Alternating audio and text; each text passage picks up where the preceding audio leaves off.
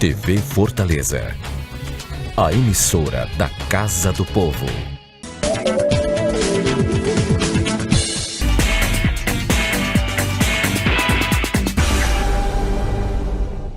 Olá, espectadores, meu nome é Ricardo Maia, sou sócio de Cleto Gomes Advogados Associados. Para nós é sempre um prazer participar aqui do programa Mundo Jurídico, de forma que possamos esclarecer alguns pontos da legislação que impactam diretamente o mundo empresarial e deixar a população sempre atualizada em relação a essa legislação. A reforma trabalhista, que vai entrar em vigor agora no dia 11 de novembro, ela vai trazer várias inovações em relação ao contrato de trabalho. Uma delas, por exemplo, é o fracionamento de férias.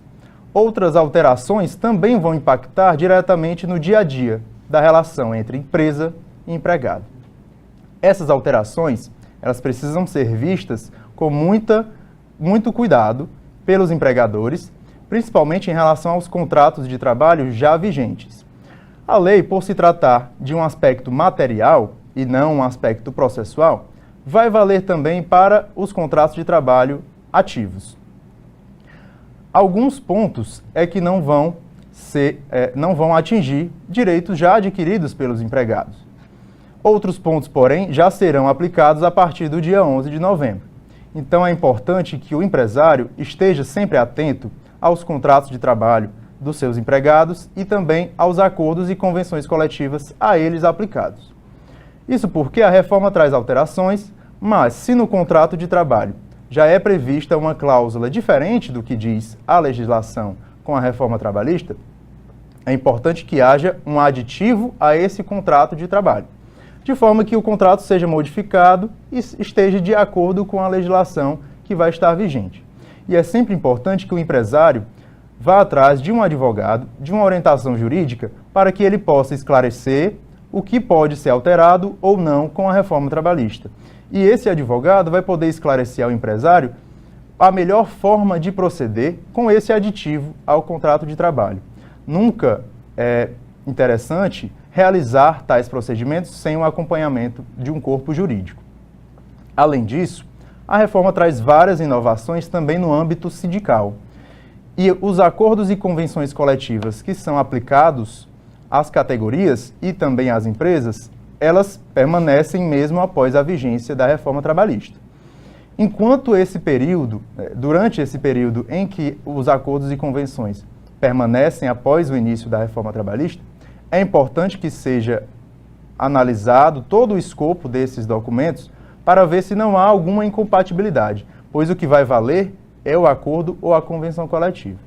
Nesses casos, o empresário tem que se atentar e procurar também um corpo jurídico para proceder eventualmente a aditivos aos acordos e convenções coletivas. Esses aditivos podem prever alterações já se adequando à reforma trabalhista, enquanto não vem o período de negociação coletiva. Então, nesse período, mesmo que a convenção coletiva diga que vai haver a homologação das rescisões contratuais, por exemplo, e a legislação acaba com essa exigência, ainda assim, o negociado vai valer sobre o legislado. Então, nesses casos, por exemplo, se a convenção prevê a homologação, o empregador tem que ir ao sindicato homologar as rescisões de seus empregados, até que haja uma nova negociação coletiva e nessa negociação coletiva seja alterada a cláusula da convenção coletiva.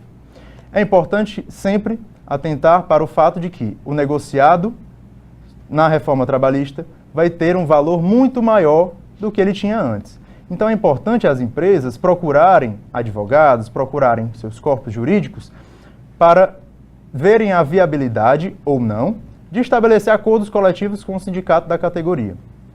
Nesses acordos coletivos, vai ser permitido estabelecer cláusulas que, inclusive, se sobreponham ao que a lei já diz. A legislação, ela traz uma série de direitos que são possíveis de serem negociados por meio de negociação coletiva, porque lá não vai haver a disparidade entre o empregador e o empregado. Vão ser duas entidades, pessoas jurídicas, o sindicato e a empresa, negociando diretamente os direitos que vão ser aplicados nos contratos de trabalho. Então, agradecemos a oportunidade e sugerimos que as empresas procurem seus advogados de modo a esclarecer essas alterações na legislação.